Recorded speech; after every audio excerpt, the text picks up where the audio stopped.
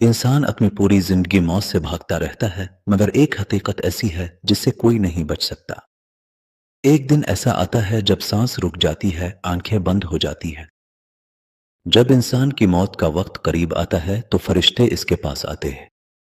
اگر انسان نیک ہو تو رحمت کے فرشتے سکون اور خوشبو لے کر آسمان سے اترتے ہیں۔ مرنے والا وہ چیزیں دیکھتا ہے جو دوسروں کو نظر نہیں آتی۔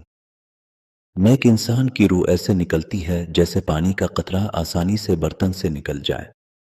کوئی تکلیف نہیں، کوئی خوف نہیں، صرف سکون۔ فرشتے اس روح کو احترام سے تھام لیتے ہیں۔